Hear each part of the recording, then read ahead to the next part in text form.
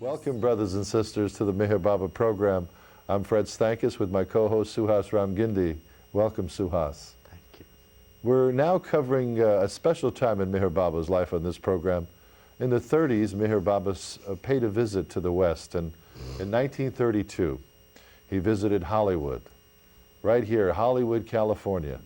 And he was on Gower Street. He also was in several places like the Knickerbocker Hotel, Paramount Studios, also a few other places.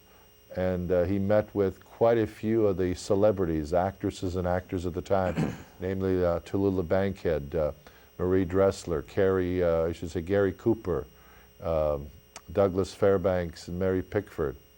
So we'll be covering some of these things, and the information we're going to be reading from will be from Lord Meher, Volume 5 by Baal Kulturi, published by Hermes Writer, Manifestation Incorporated in Nashville, North Carolina.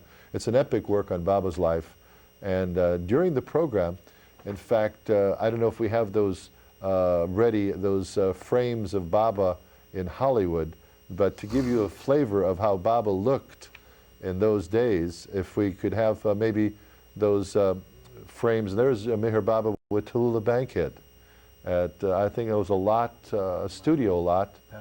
Paramount in the 30s, and you could see Baba dapper in a beautiful light suit with an open collar. And Tallulah Bankhead really took to Baba. She asked for private interviews with him, and she was granted that. And I think there's another frame here of, oh yes, Tallulah Bankhead with Meher Baba's entourage, part of it. Baba's brother, Adi Jr., and then there's Todd. Richard, what's that name? Quentin Todd, and then there's Baba. Actors. And then there's some of his disciples, I believe there's Chanji, Kakabaria. Adi Jr., his brothers on the extreme left. Right, and of course Tallulah Bankhead, that's also on the Paramount lot. And then I think there's another one here. Oh yeah, Baba reading the Los Angeles Times. I don't know if you had a chance, you could see the price of the Times. I believe it's 5 cents. 1932. And Baba looking very dapper. And the headline said, "Suicide Leap Hurls Pair into Volcano." Ah, yes. And I don't know if there's one more there. I guess that's it. So anyway, that gives you a flavor of the year. Baba was born in 1894, February 25th, and he dropped his physical form on January 31st, 1969. So at this time, you could figure Baba was roughly about 38 years old, and looked mighty good there, didn't he? 38. So, Suhas, we'll begin with your account of Baba arriving in Los Angeles in Hollywood. All right. Reaching Los Angeles at 8:30 on Sunday morning, May the 29th, this is in 1932, Baba went to stay at the home of Priscilla and Mark Edmund Jones at 2400 North Gower Street in Hollywood. Mr. Jones was an astrologer by profession and a friend of Malcolm Schloss. Malcolm Schloss was the person who invited Baba to the United States in '32 and had written a whole lot of articles on him. Chanji, Quentin, and Meredith Starr stayed with Baba at the Jones home. Kaka Adi Jr., Baba's brother, and Behram, another one of Baba's brothers, stayed at a nearby house. Jean, Malcolm, Margaret Starr, and the others invited by Baba stayed at the Mission Hotel. Baba remained in Hollywood for 7 hectic days, each packed full of interviews and receptions. Norina Machiavelli and Elizabeth Patterson had driven all the way from New York to help in arranging Baba's schedule. Also happening in Los Angeles, coinciding with Baba's arrival, was the 1932 Summer Olympics. 37 nations were represented, with 1,500 athletes competing and close to 100,000 spectators in daily attendance. The newspapers had anticipated his arrival, and at a press conference held at 1 p.m. on the day he arrived, Meher Baba gave the following message. So much has been said and written about the highest consciousness and God realization that people are bewildered as to the right process and immediate possibility of attainment. The philosophical mind, wading laboriously through such literature, only ends up learning a few intellectual gymnastics. The highest state of consciousness is latent in all. The Son of God is in every man, but requires to be manifested. The method of attaining this great consciousness must be very practical and adapted to the existing mental and material conditions of the world. The rituals and ceremonies instituted by the priest-ridden churches have made the process of attainment too dry, and that accounts for the lack of interest felt all over the world toward religious things in general. India, in spite of its high state of spirituality, at the present moment is very caste-ridden because of the enforcement by various cults of a plethora of rituals and ceremonies which maintain the form but kill the spirit. Forms and ceremonies, instead of diminishing the ego, strengthen it. The stronger the ego, the more aggressive it becomes. In the anxiety to become conscious of a separate self through thinking thoughts such as I am in the right, or I am the favored one, or I only have the right to live, one becomes destructive. You know, Suhas, I really am impressed with this. It says that earlier statement, forms and ceremonies, instead of diminishing the ego, strengthen it. So this is really astounding when you think about it, because that is what in the West here is looked upon as a way of life in regards to our religious traditions. The external. Exactly. This is where the ego gets caught up in and gets strengthened by the feedback it gets. So in other words, people say, I am right, this is the path, you cannot find the truth unless you choose this. I don't want to get into any kind of names of religious people or personages or God-men, because, I mean, it is all because we're all trying to find our way. And I know that I have, you know, talked about Meher Baba to people, talked about his universality, and people right away will say, well, no, the only way is through this way. Your way isn't the right way. We know because we have found it. So they have basically taken that belief.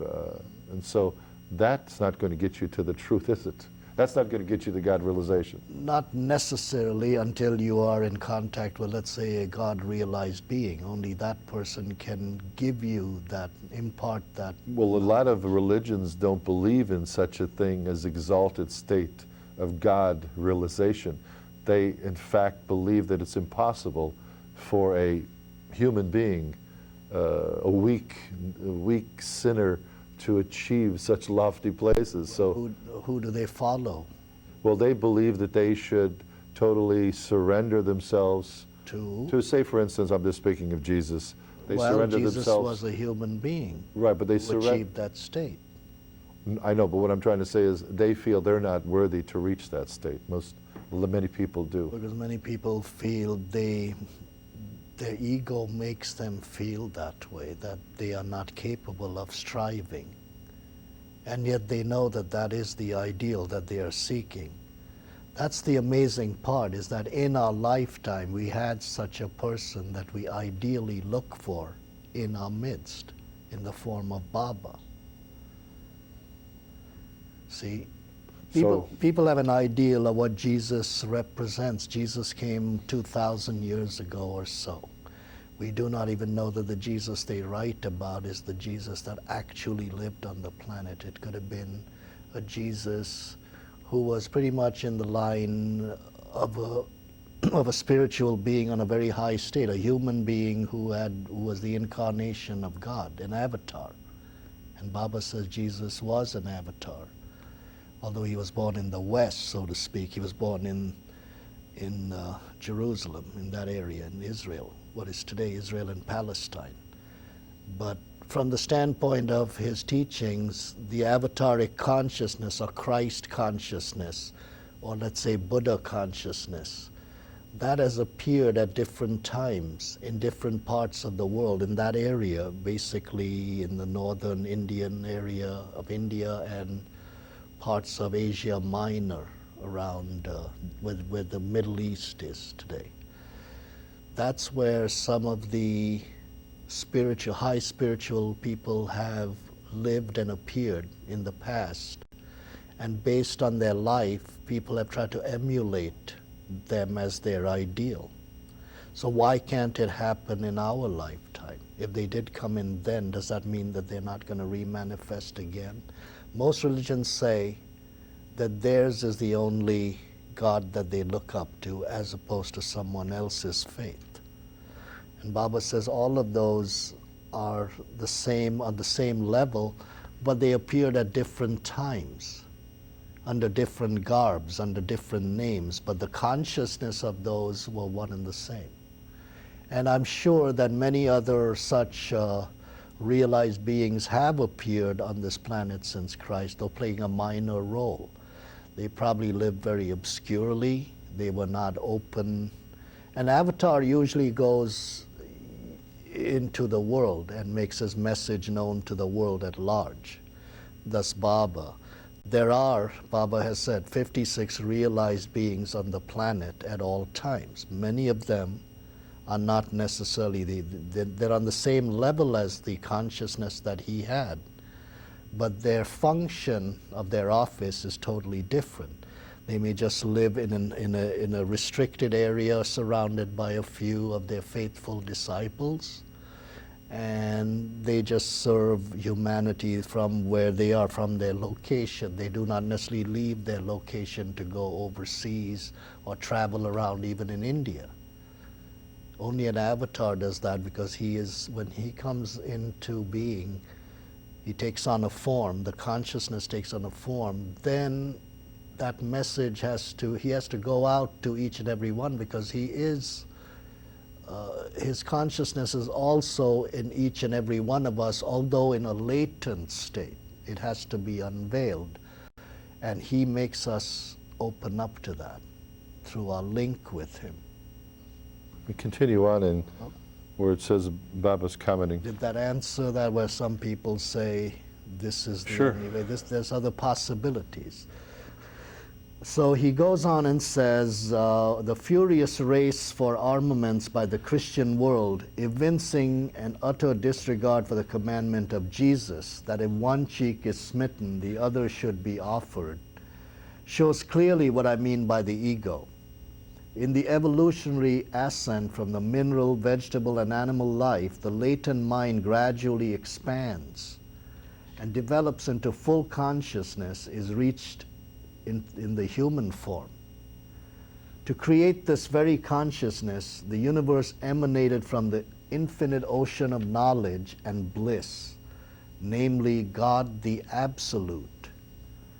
However, in the human form, with the mind fully developed, a difficulty is confronted with prophets and spiritual masters, which prophets and spiritual masters have periodically visited this earthly plane to remove. Besides the development of full consciousness in the human form as a result of previous conditions of life, the ego, or the I, has evolved. This ego is composed of fulfilled and unfulfilled desires and creates the illusion of feeling finite, weak, and unhappy. Henceforth, the soul can only progress through the general suppression of this finite ego and its transformation into the divine ego, the one infinite self, by retaining in full the consciousness of its human form. When man realizes this state of divine consciousness, he finds himself in everyone and sees all phenomena as forms of his own real self. So I think this might answer a little bit about what we talked about earlier, about consciousness and how a human being with his suppression of the finite ego can transform into the divine one. The best and also the easiest process of overcoming the ego and attaining the divine consciousness is to develop love and render selfless service to humanity in whatever circumstances we are placed. All ethics and religious practices ultimately lead to this. The more we live for others and less for ourselves, the more the low desires are eliminated, and this in turn reacts upon the ego, suppressing and transforming it proportionately.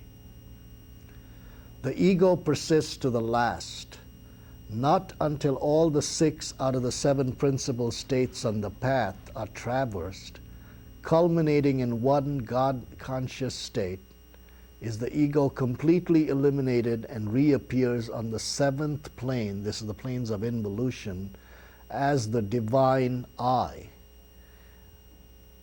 the state of Christ consciousness to which Jesus referred when he said, I and my Father are one, and which corresponds to the state of living in the infinite and finite at one and the same time. This is the normal procedure for one who works on his own initiative without having come across a perfect master.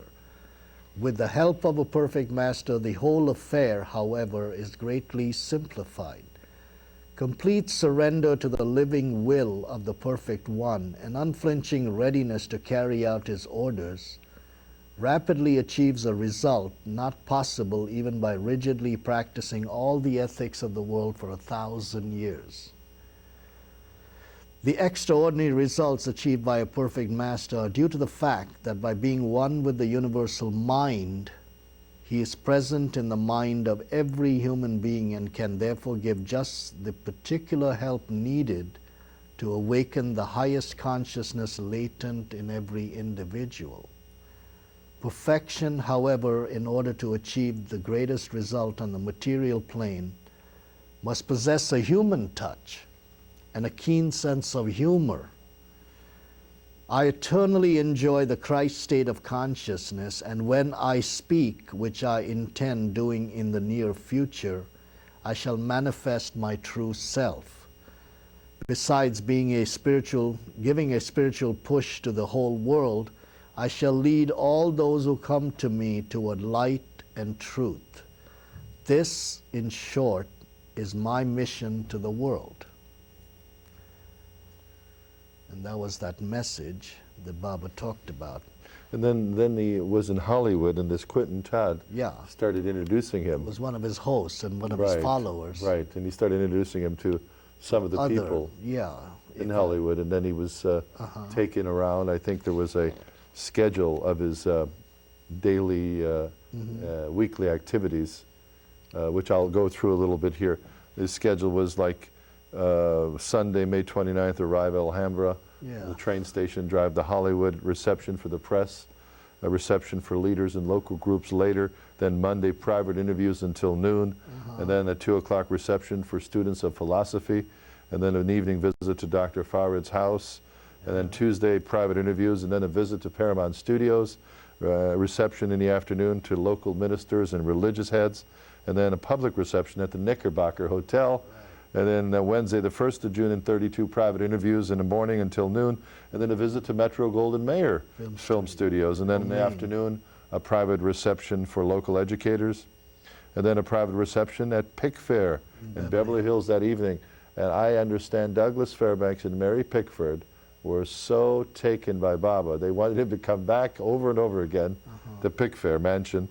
And then on Thursday, June 2nd, there was private interviews until noon, and then of course there was private interviews again in the afternoon until 4, and then a drive to Santa Monica. At that time, Santa Monica was almost just like country. There was very few developments. It was beautiful coastline. It was like driving almost, you could say, well, I don't know if I say Malibu, but so like the movies you see in Charlie Chaplin, Buster Keaton, Keystone Cops, were shot around that area. Exactly. And then in the evening, they had dinner at actress Tallulah Bankhead's house. And then at 8 o'clock, a visit to Grauman's Chinese Theater. And the manager at the time of the theater, well, also was Grauman. And he personally took Baba around on a tour. Wow. And then Friday on the 3rd, they had interviews, and then they drove to the Los Angeles city, through LA City on Friday the 3rd. And on Saturday the 4th of June, they had lunch with actress Marie Dressler. And Marie Dressler was so attracted to Baba, of course, in being very handsome. And I don't know if she was speaking to him in the sense of a physical attraction, but she said, Baba, she said, you are so wonderful. I would love to take you to the woods and dance with you and just share an entire blissful experience with you. And then Baba says, no, I'm sorry, I can't. I have a schedule to do here, and so forth. And then, of course, then finally on June 4th, they left Hollywood and they boarded a ship called the Monterey to go to Honolulu, Hawaii, and then they were on their way to China from there. And then back to India. Right. And there's a nice thing on 1648. Can you read that, where Baba was interviewed about in the LA Times and was asked by a reporter, what do you hope to accomplish in the United States? And that's sort of a good message, because what Baba says is sort of true to this time today, 70 years later. Okay. Well, Baba was interviewed later that same day by the Los Angeles Times and was asked by one reporter, what do you hope to accomplish in the United States? Baba answered, a general awakening which will affect the whole of mankind and will eliminate depression and dissatisfaction existing in the world today. The next day, Baba visited Paramount Studios. On one lot, The Devil in the Deep was being filmed. Todd had known, this is Quentin Todd, had known Tallulah Bankhead and the actor Charles Lawton in London. And he introduced them to Baba. They in turn introduced Baba to the actor Gary Cooper. Baba stayed to watch a couple of scenes being filmed, and afterward was photographed with Tallulah Bankhead. The visit took almost 2 hours. After lunch, Baba and a few others went to Fox and Universal Studios with actor Lal Chand Mehra, a friend of the Joneses, who were his hosts in Gower Street. Here they met the cowboy Tom Mix and another actor named Ezra Mir, staying for an hour and a half. Todd returned to Paramount Studios to pick up Tallulah Bankhead, who had an interview with Baba at 5:30 p.m. She had a long talk with Baba and said she was on her way to see the actress Greta Garbo and would tell her of him. That night at 8:30 p.m., a large reception of 1,000 people took place at the Knickerbocker Hotel in Hollywood. Many from Los Angeles and the surrounding area came to the spiritual or love gathering. There were so many people that the hall had to be cleared of all furniture. Men, women, and children stood in line, waiting to meet Baba. In a theatrical setting, Baba was seated higher on a platform with the 4 Eastern Mandali, or disciples, on one side, and 6 Westerners on the other, forming a semicircle at his feet. Behind Baba, like 2 angels, 2 harpists were playing softly. Visitors were admitted one at a time through a side door of the hall. Each was introduced to Baba, receiving a handshake and his radiant smile. Passing in a circle through another side door, they were then led outside to the lounge where refreshments were being served. In the dazzling light of the hall, Baba looked beautifully divine in his white robe and with loose locks of hair falling to his shoulders, a figure that captivated the hearts of all. Baba's instructions were that one was not to ask questions and to leave after a handshake with him. But there were many who were so enthralled, who felt so intoxicated they would not leave. Their words of wonder echoed throughout that hall. If Christ were alive today, he would look like him. What a divine glow on his face. He does not seem to belong to this world. Can any man be so beautiful? He is the living Christ. How marvelous is his divine attraction. I feel like looking at him forever. My eyes are dazzled by his beauty. I just cannot leave. For the first time in my life, I have seen divinity. What a sweet face, how holy is his divine purity. Nothing can be said about him. My tongue is stuck. How electrifying was his touch. I felt a shock pass through me. My God, I was senseless. What is happening to my heart? Oh, how brilliant, how wonderful is his form. What brilliance, what beauty, what a smile. Seeing him, I am amazed. It took 2 hours for Baba to shake each person's hand. And before you read the following message, we only have about a minute and a half left. Okay. Maybe you can just read the paragraph, and we'll end there, and then it'll sort of whet the appetites for next week's program, part Okay. 2, since arriving in America. And then Yes. we'll conclude with that. Okay. The following message was then read out. Since arriving in America, I have been asked many times what solution I have brought for the social problems now confronting you. What did I have to offer that would solve the problems of unemployment, prohibition, and crime, that would eliminate the strife between individuals and nations and pour a healing balm of peace upon a troubled world? Why don't you go ahead and read that one? The answer has been so simple that it has been difficult to grasp. The root of all our difficulties, individual and social, is self-interest. It is self-interest which causes corruptible politicians to accept bribes and betray the interests of those whom they have been elected to serve, which in turn causes bootleggers for their own profit to break a law designed, whether wisely or not, to help the nation as a whole. This in turn causes people to connive for their own pleasure in the breaking of that law, thus causing disrespect for law in general and increasing crime tremendously. We'll have to hold it there, and we'll pick it up next week, Suhas. Okay. Next week we'll be on at the same time for another program on Meher Baba in Hollywood from 1932. For Suhas Ramgindi, I'm Fred Stankus. Thank you for watching, and we'll see you next week. And as Baba says, remember, do your best in life, leave all the rest to God. Don't worry, be happy in my love. Jai Baba. Jai Baba.